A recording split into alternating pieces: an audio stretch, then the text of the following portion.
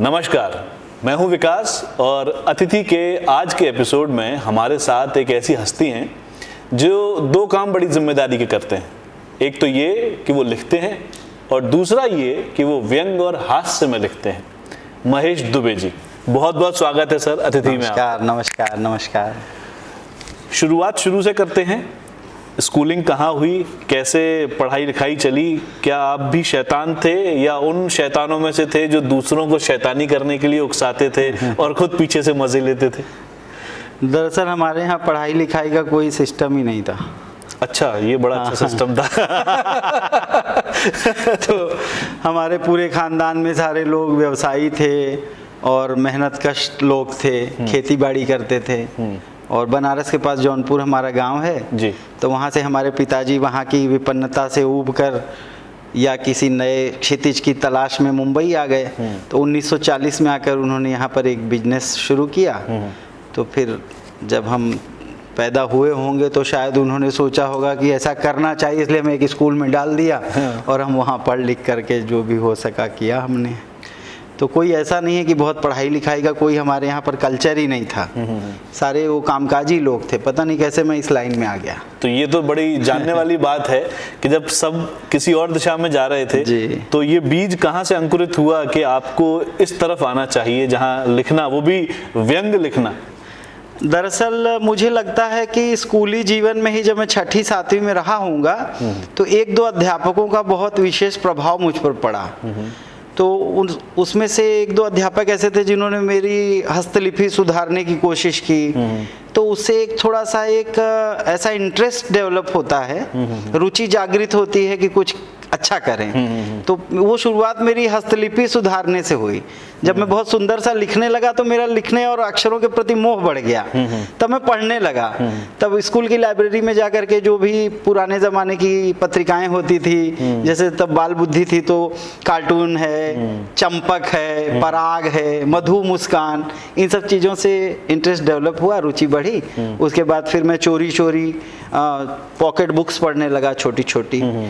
पहली कहानी मैंने पढ़ी थी, मुझे याद है छठी सातवीं में था, उसका नाम था डाकू जोरावर सिंह। और उसमें मैं पकड़ा गया था, बड़ी पिटाई हुई थी कि ये इसी उम्र से जासूसी उपन्यास क्यों पढ़ रहा है। लेकिन तब ऐसे ही रुचि बढ़ गई और मैं धीरे धीरे मैंने बहुत, फिर पढ़ना मेरी आदत बन गई थी तो मैं बहुत कुछ पढ़ने लगा। तब मोबाइल का भी इतना आतंक नहीं था। तो हम लोग जो भी किताबें मिलती थी, अपना समय अपना होता था, मोबाइल उसे अपना होता था सर। और हम लोग स्कूल से निकलते थे, वहाँ चाट पकौड़ी खाते थे, तो वो जो हाथ में पेपर आता था उसमें भी पढ़ने लगते थे क्या लिखा है क्या नहीं। ऐसी आदत पड़ गई थी। तो इस तरह से काफ़ी पढ़ने से अच्छा लगा और बहुत सारी चीज़ें दिमाग में जमा होने लगी। तो जब पूरा भर जाता है तो ओवरफ्लो होता ही है, तो वो लिखने पढ़ने में निकलने लगा। तो ये ओवरफ्लो जो है वो पहली बार कब आपको लगा कि हाँ, ये जो फ्लो है ये बिल्कुल सही दिशा में जा रहा है, और आपने सुनाया या आपको किसी ने ये नोटिस किया किसी ने कि हाँ अब वो गुण जो हैं या वो जो बीज डाला था वो अब अंकुरित होने लगा है? अब देखिए, दूसरे लोगों की नज़र में ये हो सकता है कि किसी दिशा में जा रहा है। मैं तो मानना हूँ कि मुझे अब भी पता नहीं कि मैं किस दिशा में जा रहा हूँ। मैं बस समय के प्रवाह में बह रहा हूँ, जो काम आता है वो करता हूँ और जो भी सामने परिस्थितियाँ आती हैं उनका सामना करता हूँ।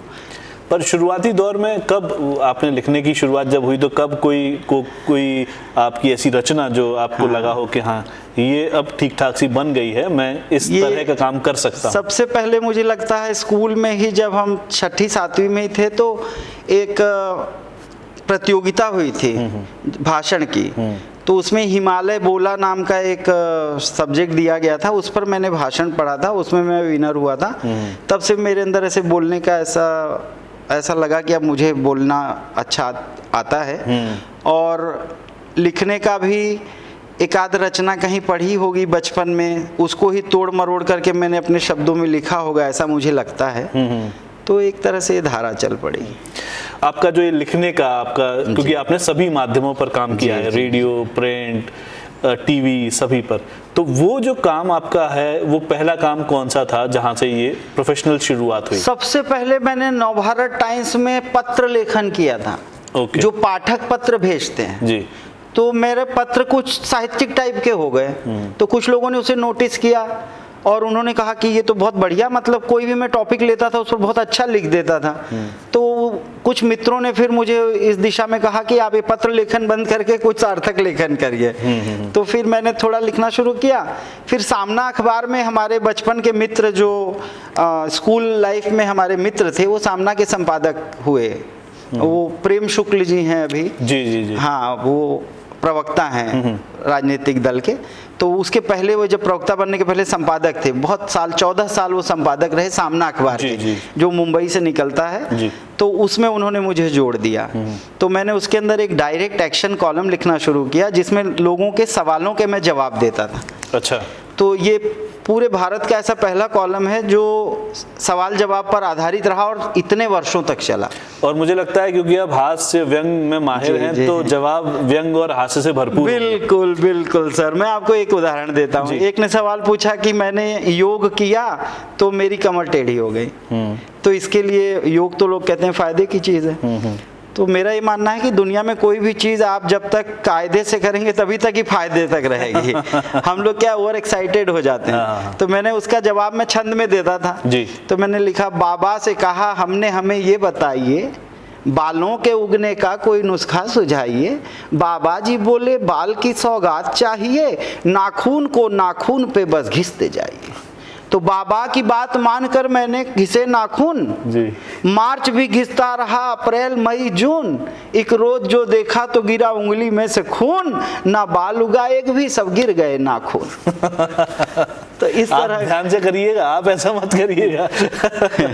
तो लिखता। उसके बाद जो आप सामना में जो आपने लिखा, उसके बाद रेडियो पर भी आपने प्रोग्राम किए और कविताएं जो है वो आपकी हास्य की कविताएं बहुत प्रसिद्ध हुई। तो अगर मैं चाहूँगा कुछ अगर कविता अगर आपको याद आती हो तो हमारे दर्शकों के लिए आप जरूर। असल मैं बहुत सारी कविताएं बहुत विधाओं में लिखता हूँ, केवल हास्य कवि का मुझ पर थप्पा लग गया। ओहो। बाकी तो मैं बहुत तरह की देशभक्ति की रचनाएं, सामाजिक रचनाएं, प्रेम की रचनाएं और सारी रचनाएं लिखता रहता हूं। मैं तो कहूंगा कि विश्वरंग का मंच आपके लिए है जहां आप ये धब्बा बिल्कुल हटा सकते हैं अपने ऊपर से। क्या बात है। जो भी आप चाहें वो हमारे दर्शकों के लिए आप जरूर। नहीं तो मैं थोड़ी थोड़ी बानगी सारी दे देता हूँ। जैसे एक विधा होती है छंद, तो हास्य का एक छंद देखिए। कुंभ के मेले में एक नागा बाबा मिल गए, मैंने कहा बाबा आज भाग मेरा जागा है, वाह। जल्दी आशीर्वाद दे दो मैं भी कुछ बन जाऊं, नर जो ये सामने है बड़ा ही अभागा है। वाह वाह। बाबा बोले एक लात मुंह पे मारूंगा अभी, बाबा किसे बोल रहा कौन यहाँ नागा है। मैं भी एक गृहस्थ हूँ जो नहाने गया था, पर एक चोर देखो मेरे कपड़े ले भागा है। बहुत बढ़िया। ये एक्चुअली समाज की स्थिति है जहाँ किसी को कुछ भी समझ लिया जा रहा है उसकी परिस्थितियों का ध्यान दिए बिना। बिल्कुल। और बहुत सारे गीत जो होते हैं, जैसे सामाजिक जो चीज़ें चलती हैं या राजनीतिक चलती हैं, वो रोज के मैं कुछ न कुछ लिखता हूँ, क्योंकि मैं कॉलमनिस्ट रहा तो मुझे डेली लिखना पड़ता था। वो जो कहते हैं ना मांग और आपूर्ति, सामने से जो कहा जाए वो लिखना पड़े। तो इतने लंबे सफ़र में जाहिर है आपके अनुभव रहे होंगे, उतार चढ़ाव के बीच भी रहे होंगे, और अमूमन ये होता है कि लिखने की जब बात आती है तो लोग जो नए लिखने वाले होते हैं वो सोचते हैं कि मन होगा तब लिखेंगे, मूड बनेगा तब लिखेंगे। लेकिन जैसा आपने कहा कि आप तो मांग और आपूर्ति के बीच में चल रहे थे, डिमांड आई है तो लिख कर देना है। ये जो लिखने की कला है और इस तरह से लिखने की कला है, इसमें आपको कौन सी वो चीज़ें लगती हैं जो इम्पोर्टेंट हैं ध्यान रखना? मूड, मन बनेगा, जगह मिलेगी, इनसे बचने की क्या विधि है आपके पास? ये सब सारी बहानेबाजी है। जो भी लोग इस तरह की बहानेबाजी करते हैं ना, कोई मूड नहीं होता, कुछ नहीं होता। जब आपको लिखना है, आपके अंदर से आवाज़ आएगी, आप हर परिस्थिति में लिख सकते हैं। मैंने 14 साल तक रेगुलर कॉलम लिखा, एक भी दिन मेरा मिस नहीं हुआ, और 3-3 कॉलम एक दिन में लिखा। इसके बावजूद कि मैं सारी दुनिया का चक्कर लगाता रहा। मैं कभी अमेरिका भी गया तो वहाँ से मैंने लिख करके, रात और दिन का अंतर था, फिर भी समय मैनेज करके लिख के मैंने मेल किया और वो छपा, कभी भी मिस नहीं हुआ। ये केवल ये है कि आपके अंदर लिखने की ललक होनी चाहिए और लिखने की काबिलियत होनी चाहिए। बहुत सारे लोग ऐसे हैं जो पढ़ना नहीं चाहते, दूसरों को समझना नहीं चाहते हो कि सिर्फ लिखना चाहते हैं, वो नहीं लिख पाएंगे। अगर आपको एक शब्द लिखना है तो आपको 1,00,000 शब्द पहले पढ़ने पड़ेंगे, तब आप एक शब्द लिखने के अधिकारी होते हैं। बहुत सारे ऐसे लोग हैं जो अपनी कमियों को इन बातों के पीछे छुपाने की कोशिश करते हैं कि हमारा मूड नहीं है हमें। अरे अंदर से आ ही नहीं रहा तो लिखोगे कैसे? लिखना सायास हो ही नहीं सकता, वो अनायास ही होगा। जब आपके अंदर भर जाएगी चीज़ तो अपने आप बाहर आ जाएगी। ये मेरा कहना। तो जिनके पास नज़र मान लीजिए है, जिन्हें लगता है, तो वो अपने आप को पॉलिश किस तरह से कर सकते हैं? आप जो लोग इस विधा में काम कर रहे हैं उन्हें सुनिए, उन्हें देखिए, उन्हें फॉलो कीजिए, तो अपने आप आपको रास्ता नज़र आ जाएगा। आप किसी को फॉलो करते थे, आप किसी को सुनते थे? दुर्भाग्य से मैं तो ऐसा नहीं कर पाया। मुझे लगता है इस सृष्टि में दो ही महान आदमी पैदा हुए, एक गोस्वामी तुलसीदास, दूसरा मैं। हम दोनों ने किसी को फॉलो नहीं किया, हमने अपना ही रास्ता बना लिया। और हम दोनों में काफी समानताएं भी हैं। अच्छा। वो भी दुबे थे जी, मैं भी दुबे हूँ। वो भी बनारस में रहते थे, मैं भी बनारस में रहता था, और वो भी पत्नी पीड़ित थे बेचारे। ओके। तो अपने देश में जो पत्नी पीड़ित होता है ना, वो भाभी जी अभी मुंबई में ही है? हाँ सर। अच्छा। अफवाह तो यही चल रही है, मैं खुद मुंबई में नहीं हूँ। नहीं, मैं इसलिए कंफर्म कर रहा था कि जब वो वीडियो देखेंगी तो ये जो हास्य है, हाँ। जब आपने भाभी जी की बात करी दी है, तो घर के अंदर ये हास्य आप पर भारी पड़ता है या आप अंदर गंभीर साहित्य ही रखते हैं घर के अंदर? नहीं नहीं, दरअसल गंभीरता का चोला ओढ़े रहना पड़ता है। अंदर से अंदर वो कीड़े तो कुल बुलाते ही रहते हैं जी। तो ऐसी कोई बात नहीं है। मिसेज काफ़ी कोऑपरेटिव हैं। वो कह रही हैं कि अब आजकल ये जो है इसी के बहाने 2 पैसा कमा के ला रहे हैं, तो उससे वो संतुष्ट हैं। कहती हैं जो करना है वो करो, पैसा लेकर। इसके अलावा आपकी और रुचियां लेखन में ही, आप कुछ और चीज़ें जिस पर आप रोशनी डालना चाहते हैं? मैंने बचपन से, मैंने जैसे बताया कि मैंने सारा अगड़म बगड़म कबाड़ सब पढ़ा।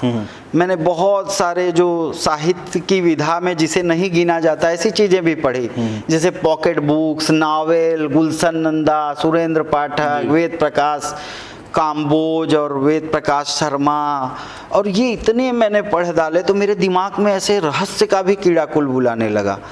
तो मैंने रहस्य की कहानियाँ लिखनी शुरू की, जो कहानियाँ काफ़ी प्रचलित हो गई, और उसका भी एक कॉलम चला सस्पेंस सीन नाम से। मैं रोज एक कॉलम डालता था, एक कॉलम, उसके अंदर आधी कहानी लिखकर छोड़ देता था, फिर नेक्स्ट डे लोग उसकी मांग करते थे, तो नेक्स्ट डे ऐसे ऐसे करके मैंने बहुत सारी रहस्य रोमांच की कहानियाँ लिखी। तो वो रहस्य रोमांच की कहानियाँ भी काफ़ी हिट हुई। अभी प्रतिलिपि.com पर मैं डालता हूँ, लगभग 6.5-7 लाख लोगों ने उसे पढ़ा है। काफ़ी लोग अप्रिशिएट कर रहे हैं। मेरी एक कविता है जी, जो किसी ने मुझसे कहा कि आप हास्य कवि हैं तो आप कैसे अलग चीज़ें लिख लेते हैं, उस पर ही मैंने एक कविता लिख दी। अच्छा। वो कविता आपको सुना जी ज़रूर। और सारे कलाकारों को, सारे रचनाकारों के साथ वो चीज़ सत्य है, इसीलिए कह रहा हूँ। मैं कलम हूँ, एक कलम है आपके पास, आप उससे चाहे तो गाली लिख लीजिए, चाहे अर्चना लिख लीजिए, या पूजा लिख लीजिए, या ईश्वर का नाम लिख लीजिए, या रावण लिखिए, राम लिखिए। तो कलम, जो भी एक रचनाकार है वो एक कलम का ही सिंबल है, एक तरह से प्रतिरूप है एक तरह से जी।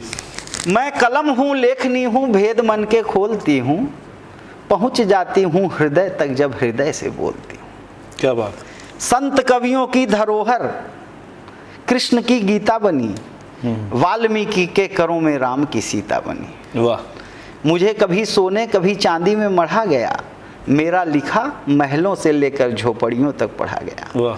मैं कभी प्रेमी के हृदय का गान हुई, कभी प्रेमिका के वियोग की तान हुई, कभी मैं प्रेमी के हृदय का गान हुई, कभी प्रेमिका के वियोग की तान हुई, कभी माँ की दुआ बहन का प्यार हुई, तो कभी जनता को जगाने का हथियार हुई। वाह वाह। फूलों सी कोमल हूँ, चंपा की डाली हूँ, नवब्याही दुल्हन सी प्यारी मतवाली हूँ, लेकिन जब वक्त पड़े हाथों में शस्त्र लिए लड़ने को आतुर में माँ दुर्गा काली हूँ। वाह वाह, क्या बात। चैन हो अमन हो तो प्रेम गीत गाती हूँ, लोरी की थपकी दे सबको सुलाती हूँ, लेकिन जब जंग छिड़े आंखों में तेल डाल सीमा पर सैनिक को मैं ही जगाती हूँ। क्या बात। सुख भी मैं लिखती हूँ, दुख भी मैं लिखती हूँ, पर सब कुछ लिखकर भी निर्विकार दिखती हूँ। मैं कलम हूँ, लेखनी हूँ, भेद मन के खोलती हूँ, पहुँच जाती हूँ हृदय तक जब हृदय से बोलती। क्या बात है, बहुत ही सुंदर, बहुत ही जब भारत में हुई तबाही और मुल्क परतंत्र हुआ, बच्चा बच्चा अंग्रेजों का सेवक मानो यंत्र हुआ, तब जन जन को जागृत करने हेतु सृजित मेरे द्वारा वंदे मातरम जैसा पावन अद्भुत भीषण मंत्र हुआ। इस मंत्र को सीने से लगाए लाखों जियाले अपने परिवारों को भूल गए, भारत माँ की जय बोलकर फांसी के फंदे पर झूल गए। कहते हैं 23 साल के भगत सिंह को फांसी की सज़ा देने के बाद जब न्यायाधीश के हाथों मेरी नोक टूटी थी, तब दूर गांव में भगत की माँ की छाती से दूध की धार फूटी थी। जब कर्मावती के लिखे 4 अक्षरों के साथ हुमायूं ने राखी का धागा पाया था, तो विधर्मी होते हुए भी शीश कटाने दौड़ा चला आया था।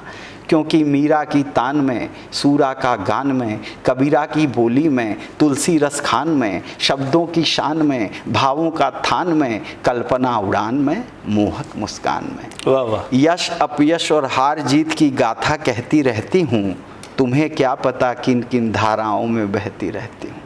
लिखना हो तो सत्य लिखो, बेकार कालिमा मत लिखना, जो रक्त बहा दे सड़कों पर रक्ताभ लालिमा मत लिखना। मेरे द्वारा है रचित वेद, मेरे द्वारा गीता कुरान, मेरे द्वारा उपनिषद गढ़े जाते हैं, बनते हैं पुराण। अब मेरे द्वारा तुम टीवी के गंदे दृश्य नहीं लिखना, जो शब्द बोलने में आए लज्जा स्पृश्य नहीं लिखना। लिख सको अगर तो लिखो वही जिससे जग में उजियारा हो, जिसको पढ़कर भारत झूमे जग का सिरमौर दोबारा हो। तुम प्रेम लिखो, विश्वास लिखो, कर दे जो त्वरित विकास लिखो। नव उठा लेखनी नव कर से, भारत का नव इतिहास लिखो। क्या बात है, बहुत ही बढ़िया, बहुत बढ़िया। मुझे लगता है कि कलम को इतने बेहतरीन तरीके से आपने संजोया है अपने शब्दों में कि जो जो वो कह सकती थी उसने सब कह दिया। बहुत ही खूबसूरत, बहुत ही सुंदर। Thank you sir. कोई ऐसी रचना जो आप करना चाहते हैं या कोई ऐसी किताब जो आप लिखना चाहते हैं जो भविष्य में आप सोच रहे हैं कि यार ये तो मैं ज़रूर एक लिखूंगा ही, इस विषय पर मैं ज़रूर लिखूंगा? मैंने जो ऐसे जीवन में कभी भी प्लानिंग बनाकर सर कुछ किया ही नहीं है, और जो भी लिखा गया, मेरी एक किताब आई महेश दुबे का पुलिंदा, जिसमें दुनिया भर का काट कबाड़ भरा हुआ था। शुरू में ना मुझे कोई आइडिया था, ना छापने वाले को आइडिया था, सब कुछ हो गया। उसके बाद में एक मैंने शॉर्ट स्टोरीज लिखी, बहुत मार्मिक। मैंने एक बार पूला देशपांडे, मैं चूंकि मुंबई में पैदा हुआ और वहीं पढ़ा लिखा, तो मराठी भाषा भी आती है, तो मैंने मराठी का भी बहुत साहित्य पढ़ लिया। जैसे पहले आदत थी, ये मोबाइल का जब अभ्युदय हुआ उसके पहले तो लोग किताबों पर ही डिपेंड थे, तो जब से मोबाइल हाथ में आ गया तब से अब किताबें छूट गई, नहीं तो उसके पहले हर विषय की, हर भाषा की, तो मैं मराठी का बहुत साहित्य पढ़ता था। पूला देशपांडे ने एक बार एक परिभाषा दी कि लघु कथा क्या है, कम से कम शब्दों में भावनाओं का विस्फोट ही लघु कथा है। तो फिर मैंने लघु कथाएं लिखनी शुरू की और उसमें भावनाएं डालनी शुरू की, तो बहुत अच्छी चली। तो वो छोटी कहानियों का एक संग्रह छप गया। वो साहित्य अकादमी के कुछ मित्र थे, उन लोगों ने उसे छापा। और उसके बाद में जो व्यंग का मैं कॉलम लिखता था, रोज का डोज जी, ये बहुत सालों तक चला। रोज जो भी घटना हो रही है उसके ऊपर मैं एक व्यंग लेख लिखता था, तो वो उसकी भी एक किताब छप गई, उसके ऊपर साहित्य अकादमी अवार्ड भी मिल गया। तो ये सारी चीजें मैंने जैसे बताया सब कुछ एक्सीडेंटल है, मेरा कोई प्लानिंग नहीं है। मेरा प्लान सिर्फ एक है कि मैं पत्नी के आतंक से बचा रहकर घर में सुरक्षित बैठा रहूं, बस वही मेरा एक प्लान है और कोई प्लान नहीं है। तो हम उम्मीद करेंगे और हम इस बात की शुभकामनाएं आपको देंगे कि जल्दी से कोई बहुत खूबसूरत सा एक्सीडेंट हो और आपका एक बहुत बढ़िया सा कोई नई पुस्तक या कोई नई रचना हमारे सामने। रचना तो हमेशा आती है। एक जो सही में जैसा आपने पूछा, मजाक से हटकर बताऊं तो हमारे देश में इस समय सबसे बड़ी एक समस्या है, हमारे देश में लोगों के सांस्कृतिक समझ का और सामाजिक चेतना में थोड़ी सी गिरावट आई है। जैसे आपने अभी कहा, स्टैंड अप कॉमेडी का जो स्टैंडर्ड है वही स्टैंडर्ड हम लोगों के आपसी संबंधों में हो गया। लोगों के फेसबुक पर 5000 दोस्त हैं, लेकिन घर वालों से बातचीत बंद रहती है। तो मैं अभी एक रचना आपको मैं सुनाता हूँ, आप चाहें तो। जी जी बिल्कुल। जो रचना मैंने एक लिखी है, मार्मिक रचना है। मैं अभी 2019 में अमेरिका गया था, तो वहाँ पर एक भाई मुझे मिले जिन्होंने कहा आई हेट इंडिया। तो मैंने कहा आप हिंदुस्तानी होकर हिंदुस्तान से नफरत करते हो? बोले no, now I have green card, I am American citizen, not Indian, I hate India. मैंने कहा आपकी जड़ें वही हैं साहब, आप क्यों नफरत करते हैं? उन्होंने कहा कि मैं 35 साल पहले हिंदुस्तान से आया, मैंने यहाँ डॉलर का पहाड़ खड़ा कर दिया, फिर मैं हिंदुस्तान वापस गया कि इन पैसों का हिंदुस्तान की बेहतरी के लिए उपयोग करूं, लेकिन हिंदुस्तान में इतनी पॉपुलेशन है, इतना पॉल्यूशन है, इतना करप्शन है कि मुझे वापस आना पड़ा, मैं वहाँ जाना नहीं चाहता। मैंने कहा आपका कोई वहाँ नहीं रहता? बोले मेरे बूढ़े माँ और बाप आज भी जामनगर के पास कोई गांव बताया रहते हैं, मैंने उनकी सुख और सुविधा की सारी चीज़ें जुटा दी हैं, मैं डॉलर भेजता रहता हूँ लेकिन मैं जाना नहीं चाहता। तब मुझे ऐसा लगा कि हम में से भी बहुत सारे ऐसे लोग हैं जो अपने बुजुर्गों के लिए उनकी सुख और सुविधा की सारी चीज़ें तो जुटा देते हैं, लेकिन उनसे बात करने के लिए हमारे पास टाइम नहीं होता। तब मैंने एक रचना लिखी जी। वो रचना मैंने एक कल्पना की, जिस रचना ने मुझे बहुत ज़्यादा सम्मान दिलाया, वो रचना मैं आपको सुनाता हूँ। और वो युवा पीढ़ी के लिए बहुत ज़रूरी है साहब, क्योंकि ज़िंदगी की धूप में चलते हुए जब पैरों में छाले पड़ जाते हैं और सर पर माँ का साया नहीं होता, तो उन छालों से यही आवाज़ आती है कि सूरज की जलती किरणों पर बादल रख देती, माँ होती तो मेरे सिर पर आंचल रख देती। क्या बात। दुखाया दिल को कितनी बार माँ कब याद रखती है, भले गलती करो 100 बार माँ कब याद रखती है, दवाई कितने की लाए बता देते हैं हम बच्चे, पिलाया दूध कितनी बार माँ कब याद रखती है। क्या बात। मैंने कल्पना की कि बुजुर्ग जो हैं हमारे घरों के, वो एक उपेक्षित सामान की तरह कोने में पड़े रहते हैं। हम अपना काम करते हैं, उनकी सारी चीज़ें उन्हें दे देते हैं, लेकिन उनसे वो रिश्ता कायम नहीं रखते जो उनके हृदय को प्रफुल्लित करता रहे। हम अपने काम में लगे रहते हैं, उनको कोने में, जैसे रद्दी पेपर होता है, लोग पढ़ के कोने में रख देते हैं कि एक दिन रद्दी वाला आएगा ले जाएगा। तो मैंने सोचा कि यही बुजुर्ग हैं जिन्होंने अपनी सारी ज़िंदगी खपा करके हमें इस काबिल बनाया है, और आज हम उन्हें उपेक्षित करते हैं। तो मैंने कल्पना की कि बुजुर्ग जो है वो दिए की तरह हैं। दिया जब जलता है, अंधकार में हमें प्रकाश देता है, हम उस प्रकाश में अपने सारे काम करते हैं, लेकिन जैसे ही सुबह होती है, उजाला होने लगता है, हम दिए को भूल जाते हैं। फिर चलते हुए पैर की ठोकर भी लग जाती है, दिया कोने में, तेल गिर गया, कोई ध्यान नहीं देता। तब वो दिया अपने मन में क्या सोचता होगा, इसी विषय को लेकर मैंने एक गीत लिखा, वो मैं आपको देता हूँ। चूँकि मैं साहित्य के मंदिर में बैठा हूँ, यूनिवर्सिटी में हूँ, इसलिए मैं चाहता हूँ कि गीत सुनाऊँ। जी ज़रूर।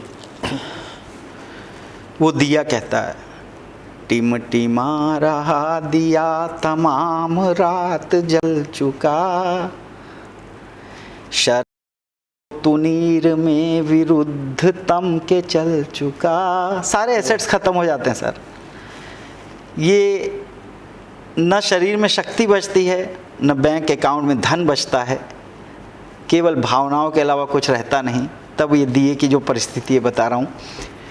टिम टिमा रहा दिया तमाम रात जल चुका, शर्त जो तुनीर में विरुद्ध तम के चल चुका, अब बुझा के तब बुझा है थर थरा रही शिखा, याद आ रहा है सब जो देखता रहा दिखा, खींच कर प्रकाश तक तुम्हें तिमिर से ले गया, पास में जो नेह था वो लौ को प्राण दे गया, हूँ रिक्त रेणु सिक्त तन को अश्रु से पखार दो, बुझ तो जाऊंगा ही किंतु एक बार प्यार दो, बुझ तो जाऊंगा ही किंतु एक बार प्यार दो, जब निशा जवान थी तुम्हें कहाँ ख्याल था। हमें क्या पता हमें पढ़ाने के लिए हमारे माता पिता कितनी रात भूखे सो गए होंगे, या हमें बड़ा करने के लिए कितनी मेहनत की होगी। इसीलिए वो दिया जब देखता है अपनी उपेक्षा, तब वो मन में यही सोचता होगा, जब निशा जवान थी तुम्हें कहाँ ख्याल था, सामने प्रकाश का खड़ा बड़ा सवाल था, याद कर लो कौन था जो अंधकार से लड़ा, कौन भूल कर समस्त कष्ट था रहा खड़ा, कौन अपने शोक ताप व्याधि से डरा नहीं, आज हो चला है रिक्त स्नेह से भरा नहीं, दे के स्नेह दान अपनी भूल को सुधार दो। बुझ तो जाऊंगा ही किंतु एक बार प्यार दो। बुझ तो जाऊंगा ही किंतु एक बार प्यार दो। 4 दिन की जिंदगी को प्यार से ही काटना। हम सब जानते हैं कि हमारे जीवन सिर्फ 4 दिनों का है, उसमें बुजुर्गों के तो और कम दिन बचे हैं। और वो लोग भाग्यशाली हैं जिनके सिर पर बुजुर्गों का साया है। आज हमारे पास वो रहते हैं तब भले हम उनका सम्मान न करें, लेकिन जिस दिन वो हमें छोड़कर चले जाते हैं तब हर क्षण उनकी याद आती है।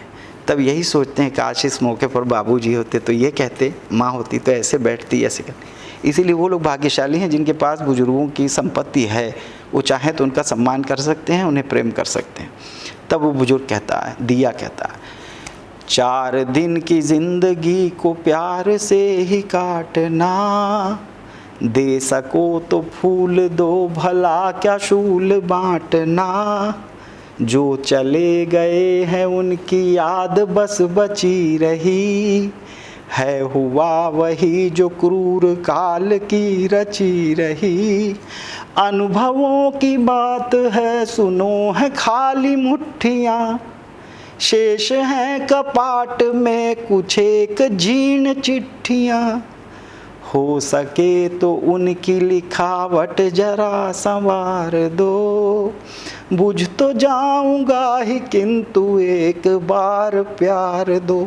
और आखिरी पंक्तियों में, हम अपने बुजुर्गों के साथ चाहे जैसा बर्ताव करें, उन पर व्यंग बाणों की वर्षा करें, वो हृदय से हमारा कल्याण ही चाहते हैं। और किस सीमा तक चाहते हैं, उस सीमा को मैंने स्पर्श किया हो तो आप देखिएगा। देह है अशक्त, मन में भावना का ज्वार है। हर दिशा से शोक का प्रहार ही प्रहार है। तन का पोर पोर क्लांत और जीर्ण शीर्ण है। व्यंग बाण से हृदय भी हो रहा विदीर्ण है। फिर भी कामना यही लगे न तुमको ठेस भी। काम आ सकूं तो ले लो देह का अवशेष भी। सिर्फ हाथ थाम कर ये जिंदगी उबार दो। बुझ तो जाऊंगा ही किंतु एक बार प्यार दो। बहुत ही मार्मिक और बहुत सच्ची बात आपने अपनी इस कविता में कही है। और मुझे लगता है कि आज की इस पूरी बातचीत का ये सबसे अच्छा मोमेंट था। और ये गीत जिसने इस पूरी बातचीत को सार्थक कर दिया है। बहुत ही सुंदर, बहुत ही अच्छी कविता। और बहुत बहुत धन्यवाद सर हमसे बात करने के लिए। और उम्मीद करते हैं कि ये कविता आपके दिल को भी उतनी ही छुई होगी जितनी यहाँ बैठे मेरे दिल को छुई है। बहुत बहुत शुक्रिया sir. Thank you so much. Thank you so much sir, धन्यवाद। अगले एपिसोड में फिर नए अतिथि के साथ हम हाजिर होंगे, आपसे नई बातें लेकर, नए सवालों के साथ, नए जवाबों के साथ। तब तक नमस्कार।